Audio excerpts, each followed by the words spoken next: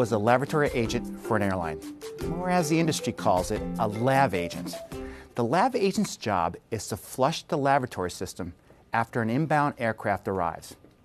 Lav agents typically use pickup trucks, adapted with large tanks on board, to gather the waste. Once the truck has been filled from flushing several planes, the truck waste has to be emptied into a below-ground repository tank.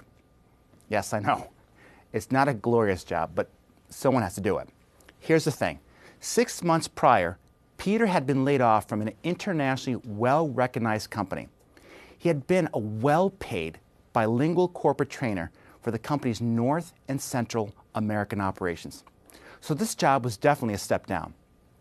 Anyone else would have seen the job of flushing laboratories as offensive, and they actually did. The people who worked with Peter hated their jobs. In just a few weeks, even the new hires became demotivated and highly critical of their company.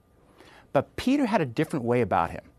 Instead of letting the environment influence him, Peter chose to influence the environment. Here's what I mean.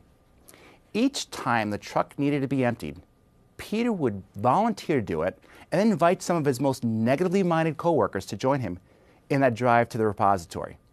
The old laboratory truck reminded Peter of the pickup truck used in Sanford and Son, an American sitcom from the 1970s. So during the drive, Peter would play the sitcom's theme song and hum along to it.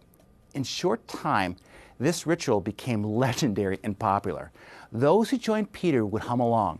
No longer was the messy job seen as unpleasant. In fact, workers from the other airlines would ask if they could accompany Peter for the fun ride.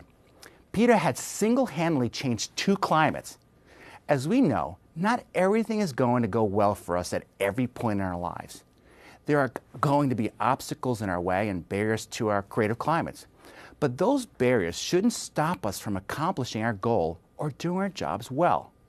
We can use our creativity to overcome, undermine, or find new ways around these roadblocks, just like Peter did. Do you have a chore that you hate to do?